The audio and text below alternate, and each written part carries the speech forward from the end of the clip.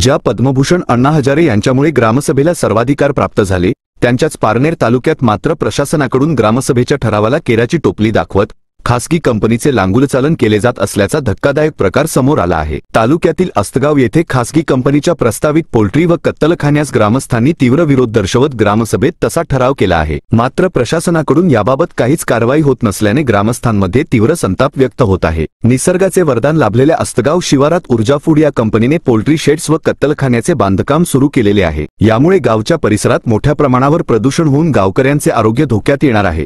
त्यामुळे या कंपनीला ना हरकत देऊ नये अशी ग्रामस्थांची मागणी आहे। तरीही तत्कालीन सरपंच व ग्रामसेवक यांनी ग्रामपंचायत सदस्यांना व ग्रामस्थांना विश्वासात न घेता 19 जून 2024च्या मासिक मीटिंगच्या इतिवृत्तात या कंपनीला ना हरकत देण्याचा ठराव घुसडून बेकायदेशीरपणे ना हरकत प्रमाणपत्र दिले। याची माहिती मिळताच 31 जुलै 2024च्या मासिक मीटिंगमध्ये सर्व सदस्यांनी हा ठराव तहकूब करून याबाबत ग्रामसभेत निर्णय घेण्याचा ठराव केला। 1 ऑगस्ट 2024 रोजी उपसरपंचासह ग्रामपंचायत सदस्यांनी पारनेर पंचायत समितीच्या गटविकास अधिकाऱ्यांना सदर ठराव विखंडित करण्याचे पत्रही दिले। त्यानंतर लगेच तत्कालीन सरपंच लताबाई काळे यांच्यावर अविश्वास ठराव दाखल केला। तो 6 ऑगस्ट 2024 रोजी मंजूरही झाला। त्यानंतर रेश्मा केशव काळे यांची सरपंचपदी निवड झाली। त्यांच्या अध्यक्षतेखाली झालेल्या ग्रामसभेत ऊर्जा कंपनीला दिलेली ना हरकत रद्द करण्याचा ठराव घेण्यात आला। तरीही कंपनीचे काम सुरूच असून याबाबत ग्रामपंचायत व ग्रामस्थांनी तहसीलदार, गटविकास अधिकारी, पोलीस प्रशासन यांना निवेदने दिली। त्यानंतर कंपनीने केलेल्या बांधकामाची नोंद लावण्यासाठी ग्रामपंचायतला पत्र दिले। हा विषयही जुलै 2025 मध्ये झालेल्या ग्रामसभेत नामंजूर करण्यात आला आहे। या दरम्यान तहसीलदार गायत्री सैंदाणे यांनी गटविकास अधिकाऱ्यांना ग्रामस्थांच्या विरोधाची दखल घेत उचित कार्यवाही करण्याचे पत्र दिले। तरीही गटविकास अधिकाऱ्यांनी ग्रामपंचायतला या बांधकामाची नोंद लावण्याचे पत्र दिले आहे। त्यामुळे ग्रामपंचायत सदस्यांसह ग्रामस्थांमध्ये संतापाचे वातावरण पसरले असून ग्रामस्थांनी नुकत्याच झालेल्या ग्रामसभेत याचा तीव्र निषेध व्यक्त केला आहे। वरिष्ठ कार्यालयाने ग्रामस्थांचा विरोध डावलून कंपनीला सहाय्य करण्याचा प्रयत्न केला तर ग्रामस्थ आक्रमकपणे तीव्र स्वरूपाचे आंदोलन करतील असा इशारा सरपंच रेश्मा काळे यांनी दिला आहे। ग्रामपंचायतने कंपनीच्या बांधकामाची कुठलीही नोंद दप्तरी लावलेली नाही। तसेच या बांधकामास मासिक सभेने आणि ग्रामसभेने मंजुरी नाकारली असून सदर बांधकाम त्वरित थांबविण्यात यावे याबाबतची नोटीस घेऊन ग्रामसेवक, ग्रामपंचायत सदस्य व ग्रामस्थ हे कंपनीच्या चालू असलेल्या बांधकामाच्या ठिकाणी गेले असता तेथील अधिकारी कर्मचाऱ्यांनी नोटीस घेतली नाही। त्यामुळे तेथे नोटीस डकविण्यात आली असता या मुजोर अधिकारी कर्मचाऱ्यांनी ती सर्वांसमोर फाडून टाकत खोटे गुन्हे दाखल करण्याची धमकी दिली असल्याचा आरोप ग्रामस्थांनी केला आहे।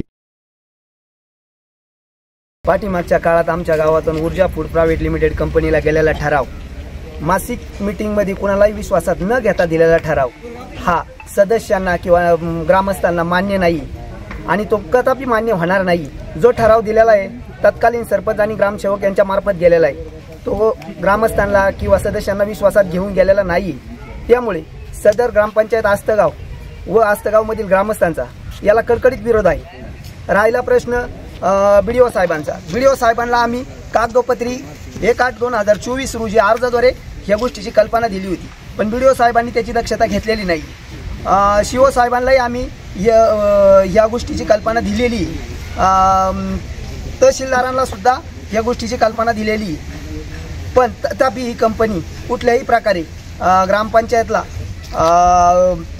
म्हणजे ग्रामसभेला ग्रामपंचायतला कुठल्याही प्रकारे विश्वासात न घेता मनमानी कारभार चालू केलेला आहे। जर या कंपनीने कारभार बंद नाही केला तर आमच्या भविष्याचं बर्बादी व्हायला वेळ लागणार नाही।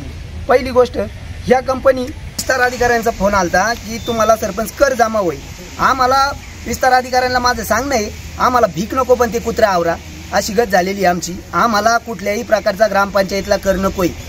मौजा अस्तगाव गट नंबर 541 मध्ये ऊर्जा फूड प्रायव्हेट कंपनीने जे अस्तगावच्या समाजाला हिताचं नसणारं, आरोग्यास धोकेदायक असणारं असं बांधकाम पोल्ट्र्यांचं सुरू केलेलं आहे ते तत्काळ थांबवण्याचा ग्रामसभेने ठराव केलेला आहे आणि त्या ठरावाचं सगळं त्यांना नोटीस वगैरे दिलेलं आहे। तर ते नोटीसला न जुमानता त्यांचं काम त्यांनी चालू केलेलं आहे, चालू आहे, बंद करायला ते मान्य करीत नाहीत आणि हे असं बीडीओ, शिओ, तहसीलदार आणि सुपा पोलीस स्टेशनचे PI यांच्यापर्यंत ते निवेदनं गेलेले आहेत। त्याच्यावरती त्यांनी कुरघोडी म्हणून अजून MSEBने कोणतेही कागदपत्र न घेता, कोणत्याही ग्रामपंचायतचे ना हरकत न घेता त्यांना कनेक्शन दिलेलं आहे आणि त्यांच्या कामाचा वेग झपाट्याने चालू आहे आणि याचे परिणाम आस्तगावच्या ग्रामस्थांच्या आरोग्यावरती होणार आहे आणि हा असा ठराव किंवा हे काम आम्ही आस्तगावकर होऊन देणार नाही आणि वेळ पडल्यास आम्ही आमचे गुरं ढोरं माणसं बायका पोरं सगळे घेऊन तहसीलदार BDOच्या ऑफिस समोर उपोषण करायला तयार आहोत आणि जरी याला काही जर पुढं कारण झालं एखादी जीवितहानी झाली तर त्याला वरिष्ठ जबाबदार राहतील। आम्ही इतक्या स्टेपला गेलेलो आहे की निवेदन देऊन आम्ही आत्महत्या सुद्धा करायला तयारी आमची आहे। मग होणारे जे जबाबदारी असेल ते त्या अधिकाऱ्यांनी PI मॅडम पासून तर शिव कलेक्टरनी त्यांनी त्यांची जबाबदारी स्वीकारावी। ग्रामपंचायत सदस्य जालिंदर काळे, तर या ऊर्जा फूड्स कंपनीला आमच्या गावाचा पूर्णपणे विरोध आहे। हा विरोध पूर्णपणे आम्ही पण सर्व सदस्य त्या कंपनीच्या विरोधात आहोत। तर या कंपनीला जी NOC गेलेली आहे ती रद्द व्हावा ही आम्ही पण पूर्णपणे ठरावामध्ये उल्लेख करून मागच्या सभेमध्ये केलेला आहे आणि आमचा पूर्णपणे हा विरोध आहे सदस्यांनी। प्रशासनाने जर आमची दखल घेतली नाही तर आम्ही पंचायत समितीसमोर सर्व आस्तगावमधील ग्रामस्थांना घेऊन उपोषणात बसू जमलेलो आहोत। त्याचं कारण म्हणजे आपल्या पाठीमागं जी आपण ग्रामसभा घेतली आणि ते याच्याकरता घेतली होती की आपल्या गावामध्ये ऊर्जा फूड प्रायव्हेट लिमिटेड नावाची कंपनी या ठिकाणी आलेली आहे आणि ती त्यांचा मनमानी कारभार करता येतं। अनधिकृत त्यांनी बांधकाम या ठिकाणी केलेलं आहे। ग्रामस्थांचा पूर्णपणे त्याला विरोध आहे आणि त्या पाठीमागच्या ग्रामसभेमध्ये त्या ठिकाणी ठराव घेण्यात आला की त्यांना कुठल्याही प्रकारची मंजुरी आमच्या ग्रामसभेची नाही आहे, पण तीची नोटीसही त्यांना त्या ठिकाणी लावली। त्यांनी ती फाडून टाकून ग्रामसभेचा ठराव त्या ठिकाणी पायदळी तोडवला आणि त्यांनी सांगितलं की आम्हाला NOC मिळाली होती, परंतु तत्कालीन त्या ठिकाणी त्यावेळेस सरपंच आणि ग्रामसेवक यांनी कुणालाही विचारात न घेता, गावाला विचारात न घेता ती NOC त्यांना दिली होती। सदस्यही त्याच्यामध्ये कुठले विरोध नव्हते, त्याच्यामध्ये नव्हते आणि तो सर्वांचा विरोध पत्करून त्यांना ते NOC दिली होती। पुन्हा एकदा ग्रामसभा लावून ती NOC त्या ठिकाणी कॅन्सल केली, तरी देखील ती कंपनी त्यांचा स्वतःचा मनमान कारभार त्या ठिकाणी करते। कुठल्याही गावाला विचारात न घेता त्यांचा तो कारभार त्या ठिकाणी चालू आहे।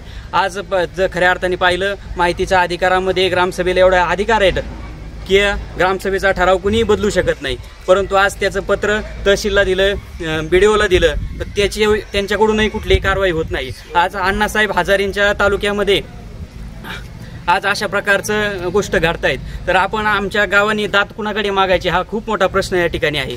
आणि म्हणून माझी विनंती आहे की आम्ही सरकारला, सर्व तहसीलदार कलेक्टर यांना सर्वांना विनंती आहे आमची की आमची ही समस्या या ठिकाणी जाणून घ्यायची आणि कंपनी तत्काळ आपण बंद करावी, कारण याचा पुढे जाऊन आम्हाला खूप धोका होणार आहे। कारण हे आज त्या ठिकाणी ते फक्त सांगतायत की आम्हाला छोटंसं चालू करू द्या, कोंबड्या थोड्याफार 200 कोंबड्या टाकू द्या, परंतु ही अत्यंत मोठी कंपनी आहे आणि ते पुढे जाऊन काही करू शकतात, कत्तलखाने करू शकतात किंवा मोठ्या जर शेड झाली तर वातावरणामध्ये त्याचा बॅक्टेरिया तयार होऊन अनेक धोका या ठिकाणी गावाला निर्माण होऊ शकतो। आणि म्हणून आमची विनंती, आमच्या सर्वांची विनंती, आमच्या गावचा पूर्णपणे याला विरोध आहे की आपण हे तत्कालीन या ठिकाणी थांबवू।